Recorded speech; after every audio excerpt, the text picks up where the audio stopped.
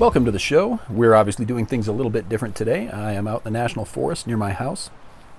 If you do ever happen to get into eastern or northern Arizona, I would definitely recommend finding the National Forest trails. You know, those are those trails that are just, it's public land. You can just pull off to the side of the road or pull into a little trailhead type of area and just take a walk. It is so beautiful out here. It doesn't all look like this. There's a huge variety. Sometimes you've got, 50, 60, 70 foot pine trees. Sometimes you're looking at pretty much open desert. There's mountains, there's cliffs, there's, rolling hills, there's badlands. It's a very beautiful environment. And when I first moved to Arizona, I really had no idea what to expect out here. It's just magnificent. But I'm not really out here to talk about the National Forest. A couple things. This is essentially a channel update with a couple of other comments. I'm going to be launching a new series. This series is not going to be based so much on making knives, or specifically making knives, or making knives for sale, or making knives professionally, but it's more going to be on the idea of how a beginner, or maybe somebody with no experience at all, you can imagine a scenario where you might want to make a knife, just something expedient, something that you can use to accomplish a goal quickly.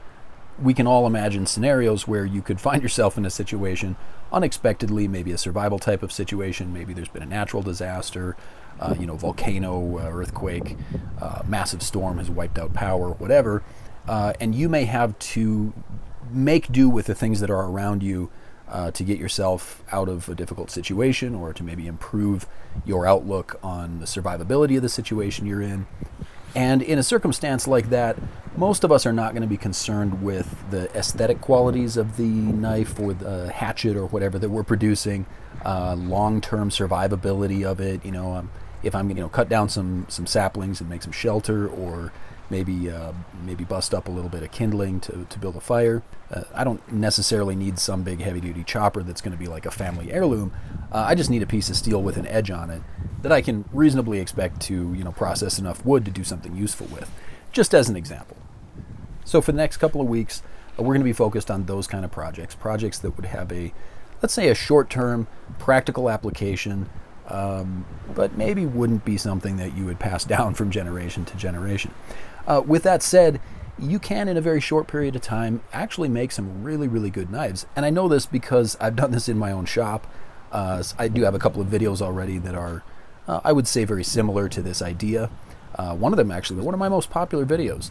I didn't do any real forging, I didn't even heat treat, and yet I demonstrated that it was a capable chopper. And that video will probably be in this series. I'll make a playlist that goes with this.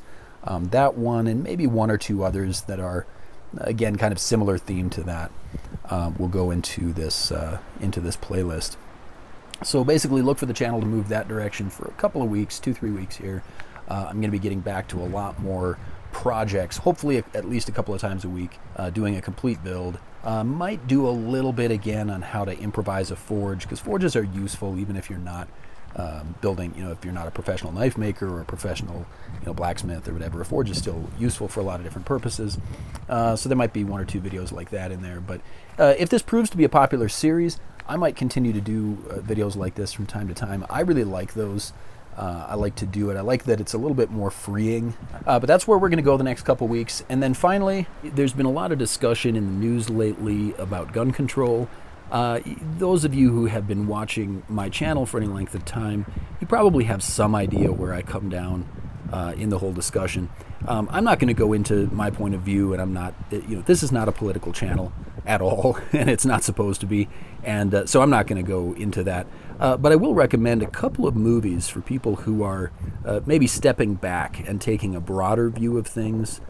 People that don't necessarily just want to right now get down into a big argument with people, or have this really forceful opinion and they know they're right and everyone else is wrong, but just want to step back and take a breather and let your mind explore some different ideas. There are 2 movies that come to mind. The first one, if you've never seen it, it's just such an incredible classic, and you absolutely have to. That movie is Schindler's List. It's widely enough known that I'm not going to even do a synopsis on it, because I think you all know more or less what the story is. It's not an uplifting movie. It's definitely not a movie for children. Not a family movie in that sense. I definitely wouldn't, I got kids of my own and they will not be watching it. So I'm not recommending this for, people with young kids. But if you are of legal age and you want to learn about some of the gritty realities of World War II, in particular those who were imprisoned and had essentially no rights, not even a right to life, and had no recourse, that's it's a very powerful, and I think it can be a very educational movie. And then the other one is a more recent one that, to me, although there's just as much violence, I would still definitely recommend it, again, for the appropriate ages. And that movie is called Defiance. It's a movie starring Daniel Craig. He plays a Polish-Jewish resistance fighter in World War II. I don't want to spoil any of it, so I won't go into much more detail than that. But it is definitely worth a watch. That movie is called Defiance. And in some ways, to me, that one is sort of like, you watch Schindler's List, and it's like a big downer, and you just think about how horrible human beings are and how awful they can be to each other. I guess that's how it is. It's a part of reality. But then afterwards, you go and watch Defiance, and it's a how would I describe it? I wouldn't necessarily call it uplifting, but it definitely gives you an insight into there are many ways that human beings triumph over evil. And one way, of course, is through peaceful and passive resistance. Obviously, Gandhi had that down to a science, Martin Luther King Jr. But there are other ways as well. And there are times for each, maybe would be the way to say it. So anyway, watch that movie.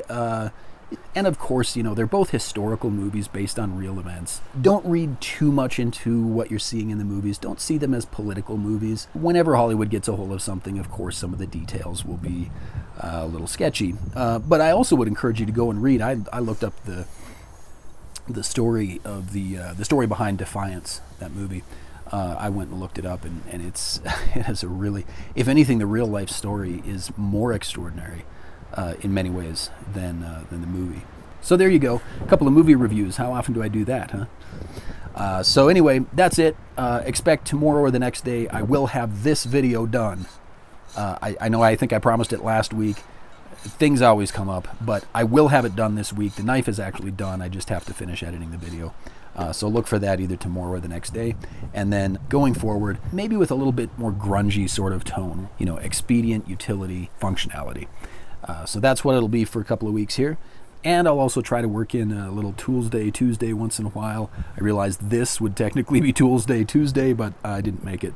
Maybe we'll have a Tools Day Friday or something. But anyway, I do really appreciate you watching the show.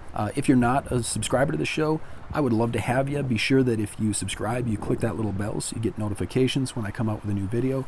I'm usually doing new videos a couple, 3 times a week. So that pretty much always be something new. All right, with that, I will let you go. Have a wonderful time, whoever you are, whatever you're doing, and we'll see you in the next video.